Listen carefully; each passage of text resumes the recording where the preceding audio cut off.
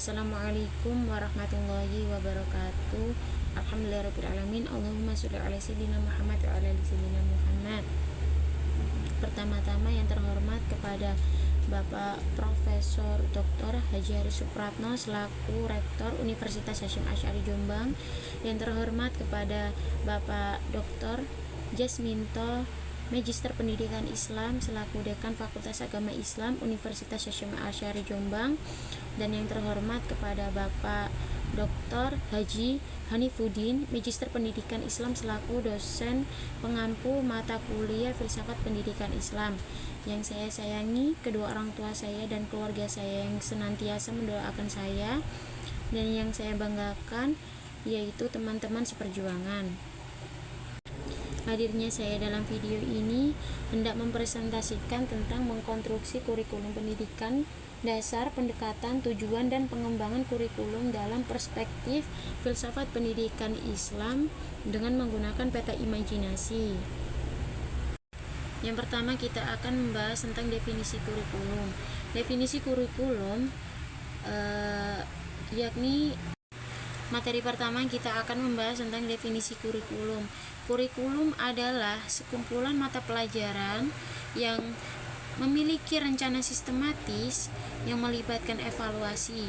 Kurikulum tidak hanya berfokus pada materi saja, tetapi juga mencakup pengalaman belajar, perencanaan, dan tujuan pendidikan yang lebih luas.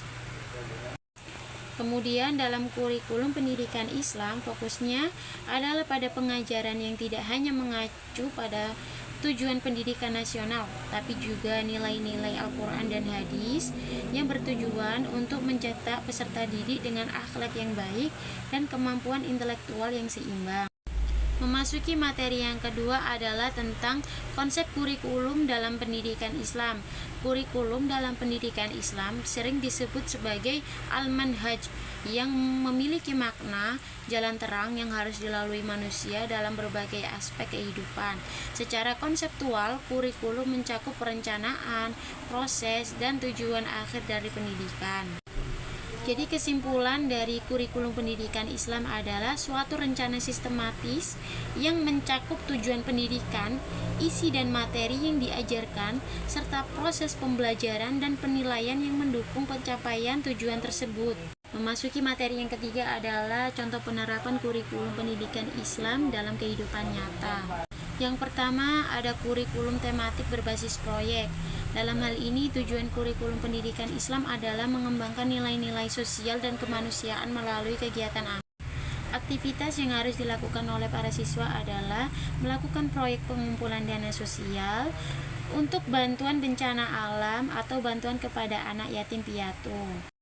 Kaitannya dengan kurikulum adalah siswa mampu belajar tentang kewajiban sosial dan Islam dalam etika beramal. Yang kedua ada kurikulum berbasis kegiatan ekstrakurikuler. Tujuan hal ini adalah meningkatkan pemahaman dan pelaksanaan ibadah dalam agama Islam. Aktivitas yang dilakukan adalah mengadakan klub kajian yang membahas tentang tafsir Al-Quran, hadis, atau bahkan tentang fikih. Dan yang terakhir adalah kurikulum pendidikan Islam di pesantren. Contoh kegiatan yang harus dilakukan adalah membuat kegiatan pesantren kilat saat bulan Ramadan atau mengadakan sorogan rutin atau pembacaan kitab kuning. Materi terakhir adalah inovasi atau pengembangan kurikulum pendidikan Islam. Tahap pertama adalah perencanaan, mencakup perencanaan strategis, perencanaan program, dan perencanaan kegiatan pembelajaran. Yang kedua adalah tahap implementasi, mencakup program pendidikan berbasis individu, pembelajaran berbasis modul, pendidikan berbasis kompetensi, dan kewirausahaan berbasis sekolah. Tahap yang terakhir adalah evaluasi, mencakup evaluasi konteks, evaluasi input, evaluasi proses, dan evaluasi produk. Sekian dari saya, apabila ada salah kata, mohon maaf sebesar-besarnya. Ramai orang membeli jamu di bawah pokok cuaca redup. Bersungguh-sungguhlah mencari ilmu, ilmu dicari penyuluh hidup. Terima kasih. Wassalamualaikum warahmatullahi wabarakatuh.